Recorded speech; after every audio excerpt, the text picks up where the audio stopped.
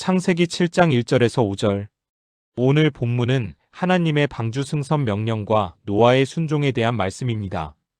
본문은 하나님께서 지으시고 보시기에 심히 좋았으나 인간의 범죄로 말미암아 죄악이 넘치게 된 이 세상을 홍수로 멸하시기에 앞서 택한 백성인 노아 일가족과 자연계의 유지를 위해 구별된 각종 짐승을 안전한 방주 속으로 대피시키는 내용입니다. 이러한 본문은 우리에게 진노 가운데서라도 긍휼을 잊지 않으시는 하나님의 거룩한 사랑을 보여주는 것입니다. 아울러 본문은 하나님께서 세상을 멸하는 심판의 사역보다 인류 구원 사역에 더 깊은 관심을 갖고 계시다는 것을 독자들에게 보여주고 있는 것입니다. 7장 1절 여호와께서 노아에게 이르시되 너와 내 온 집은 방주로 들어가라. 이 세대에서 내가 내 앞에 의로움을 내가 보았음이니라. 본문에서 노아의 의로움으로 인해 온 가족이 방주로 들어가라고 하나님이 말씀하십니다. 그러면 그 가족들도 노아처럼 하나님 앞에 의로웠다는 것일까요? 아니면 한 가족 구성원이 의로우면 그 가족은 다 구원을 받는다는 것일까요?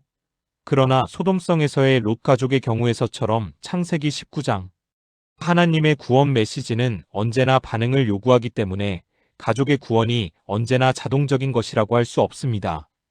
롯의 사위들이 하나님의 말씀을 농담으로 여기며 소돔성과 함께 멸망당했던 것과는 달리 노아의 가족이 방주에 탔다는 사실은 세상의 인간들과는 달리 그들이 하나님의 초청에 응했음을 암시하는 것입니다. 그래서 초기 그리스도인들은 노아 한 사람으로 인해 그 가족이 구원을 받은 것을 예수님으로 인해 예수님을 따르고 믿는 성도들이 구원을 받는다고 믿었던 것입니다. 즉 노아는 예수님의 예표라고 생각했던 것입니다. 한편 방주는 노아가 오랜 기간 걸려서 지은 것이기는 하나 결국 하나님의 명령에 의해 만든 것이므로 하나님의 소유라고 본문은 암시하고 있습니다.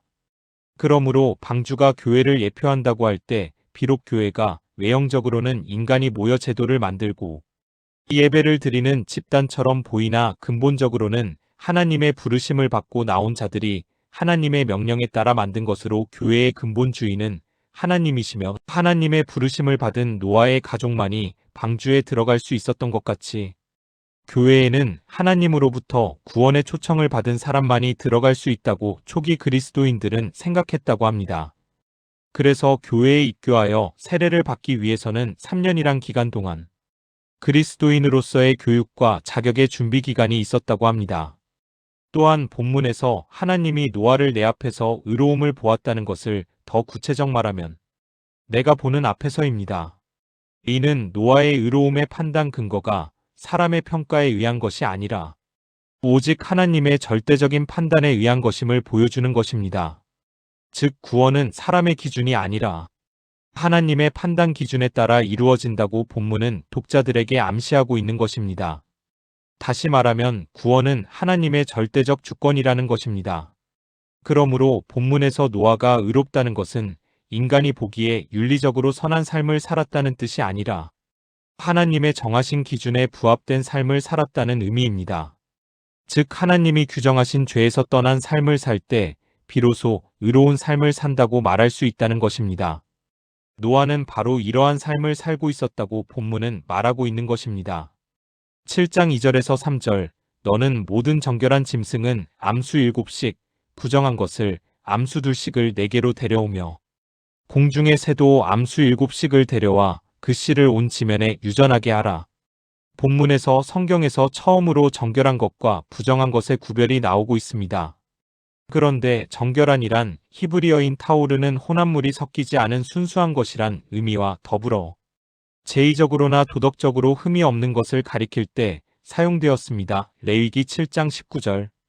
그런데 성경에서는 레위기에 이르러서야 정하고 부정한 짐승의 구별이 나옵니다. 레위기 11장. 따라서 당시 노아가 이러한 세부 규례를 알았다기보다는 하나님이 주신 지혜와 직관으로 이를 구별할 수 있었다고 보아야 할 것입니다.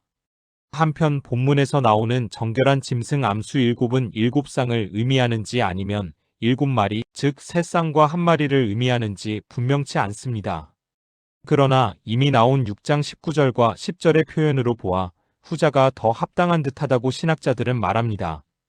그리고 세 쌍을 제외한 나머지 정한 짐승 한 마리는 홍수가 끝난 후에 제사를 드리기 위해 준비한 제물로 보여집니다. 8장 20절.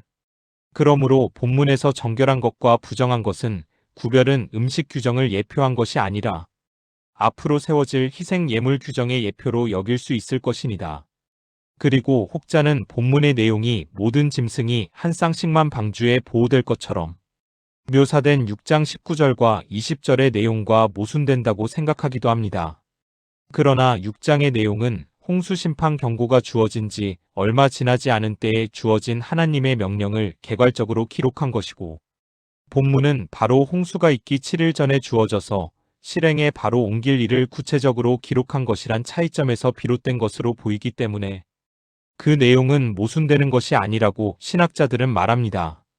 또한 본문에서 지면에서 유전하게 하라의 말씀을 통해 하나님께서는 심판보다 보존을 더 중요하게 생각하셨다고 본문은 독자들에게 암시하고 있는 것입니다. 다시 말하면 독자들로 하여금 심판보다는 보존되는 자라 되라고 권면하고 있다고 볼 수 있습니다. 7장 4절에서 5절 자금부터 7일이면 내가 40주야를 땅에 비를 내려 내가 지은 모든 생물을 지면에서 쓸어버리리라. 노아가 여호와께서 자기에게 명하신 대로 다 준행하였더라. 하나님은 40일간 낮과 밤을 가리지 않고 계속 비가 쏟아질 것이라고 노아에게 말씀하십니다. 본문에서 처음 등장하는 40이란 숫자는 이후 성경에 여러 번 등장하는데 이는 대개 고난과 결정적인 전환의 시기와 관련되어 많이 사용되었습니다.